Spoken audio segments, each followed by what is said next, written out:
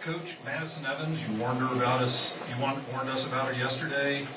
She seemed to deliver as you thought she would. What did she do that gave you guys the most trouble? Well, let me just go back and address. I thought she threw a really, really good and gritty game. I have been watching her video from February to March to April to May, and I mean, she's always had that stuff, but she's just started to corral it and gain the confidence. And you know, a pitcher gets hot at a right time, and she's hot. I mean, I just tip my hat to the way she competed out there against us. She did not back down at all. So I thought, you know, we were working to make some adjustments, and then we finally did and broke through, and then we were able to get on her changeup a little bit, and that's a big part of her game. And the fact Hannah had a big hit on that changeup that can't remember how many we scored. I know we went ahead, but you know, so that was really great. Jordy getting that leadoff hit, Hannah Core coming up with the clutch hit up the middle to tie it. You know, they gave us all we wanted. I guess just how fulfilling is it to, have those jitters and those nerves to start out, but then you guys finally break through in the fifth, and the crowd just ate it up. Yeah.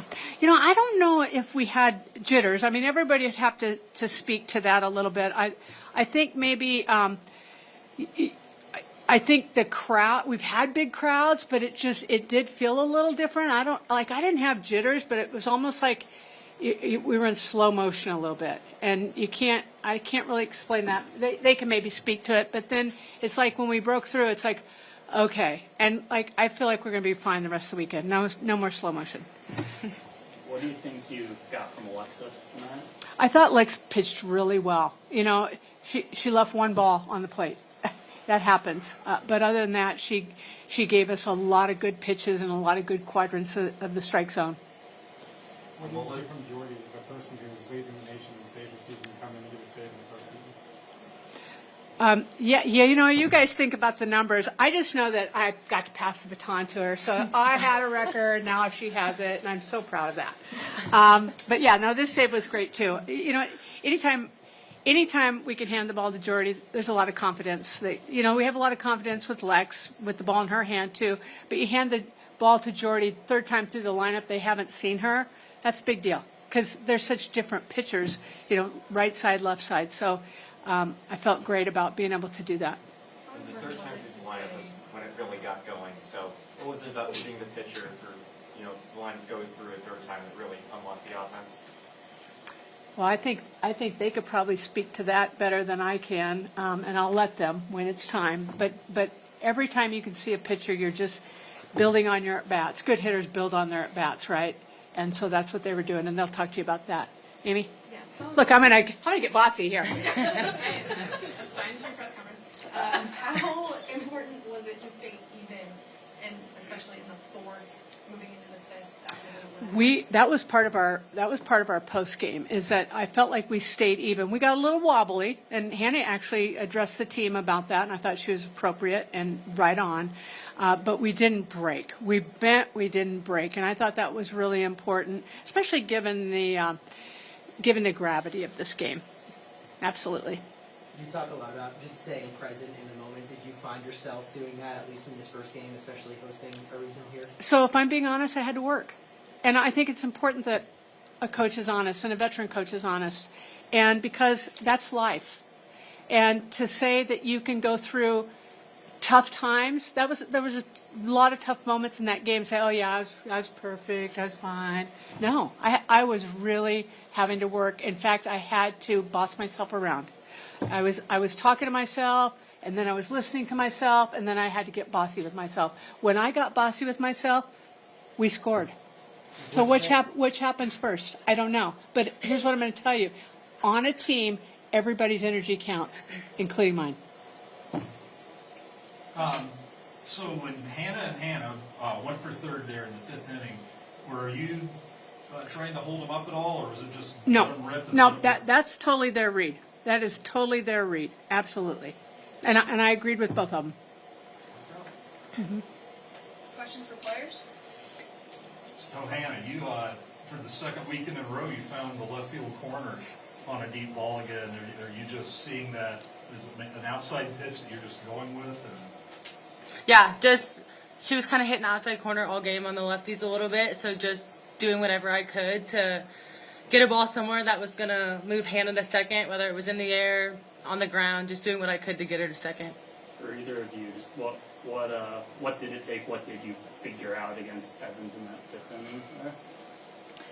I guess we've had a couple games like that now where it takes our bats a little while, and something that we talked about was in every game that we've had like that, it finally came down to us just coming together as a team and being like, okay, we are just getting out of ourselves. We just need to be ourselves, keep everything simple, and go play Nebraska softball. And so I think just taking that deep breath and being like, okay, we are in a lot more control of the outcome here than what we think, and keeping it simple and doing our thing. It's really just what it's come down to.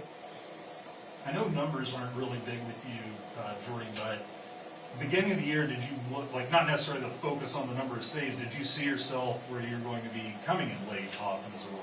No, I mean, we didn't really know how me and Lex were going to work together. It's really just, especially early in the year, it was an on-the-fly thing that we were working through. So I had no idea that's how it was going to work out, but it's been really fun splitting games with her. And with your college career, you're playing some massive environments. What was it like playing today inside Bowling Stadium? It was incredible.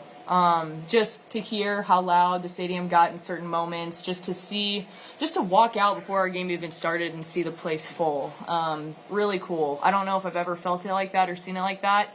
And it was only the first day of postseason. We have a lot more of that ahead. So just very thankful for all the fans that came out, especially just so early and kept the energy throughout the entire last out of our game. They were there for a long time. So, yeah, they're truly the best, and it's so fun to play in front of them. For either Coach. of you, just as I asked Rhonda, just what goes into staying even when South Dakota goes bad? I think a lot of it is just staying in the exact pitch that's coming, not worrying about what's happened before or what we need to do to score. It's just staying in the pitch, and that's really all you can do. I think we could kind of feel it coming. We were just missing a little bit, and that's kind of what we kept telling ourselves is just stick with it. I think the minute you let the worry creep in, that's kind of when you get in trouble. So just staying in the moment and just figuring out what you can do, whether it's on defense and not worrying about the next thing. Similar note, what does that do for just like the collective mood when you get that one across? Is it a sense of relief, like Bev said, or what does that look like from your guys' perspective? I think maybe a little bit, but I feel like we weren't really looking for like a sense of relief, just trying to stick with what we were doing the whole game.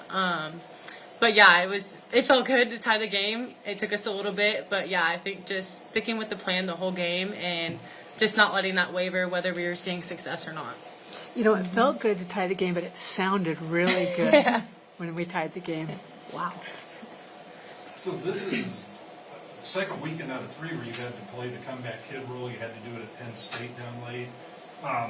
Is it the kind of thing where you're excited that you're calm, you can get back into it, or is it, can we get the bats going earlier? I think that everything honestly happens for a reason, and I think that these types of games, it's the perfect time for us to be playing them because there's going to be a moment, again, in postseason where we're in that same situation, and now we're going to have that confidence even more to not panic when we're in that situation because we haven't yet, and to know that we can come through in those moments, and we will, and anybody on our team could do it. So these are very essential games for us to be playing as a team as we go into the next couple weeks here. It's a very hot day out there. Just kind of talk about rest, preparation for tomorrow as you guys prepare to play second game. Yeah, just getting a lot of sleep. We're at home, so a lot of our families are in town, but just making that a priority to get sleep, get our electrolytes in, drink a lot of water. I know we have a quick turnaround tomorrow, so just getting home early and just keeping our feet up. And then both of you are from Nebraska, and South Dakota had 7 players from the state on their roster. So did you know any of the opposing players previously, and what does it kind of mean about softball in the state that another team filled with Nebraska players can play this well? Yeah, there was quite a few of them that I played against in high school. I just think it's so cool for them that they were able to come back, and same for us. Like, we get to play in front of our family and friends, and like they're able to get to do that in postseason. Like, I think that's awesome, and just speaks volume to how much good softball there is in this state. And I think back to my high school days, and Jordy, like even when we played against each other, like that was some of the best softball around, and it's just really cool to see like people from Nebraska, not just playing for Nebraska, but playing all over. Yeah, she said it. Oh, sorry. No, you finished. she finished it. Okay. Yep. Okay, that's all we got time for because we're at the 10 minutes. But thank you guys. Thank you, everyone. Thanks, guys. Thank you.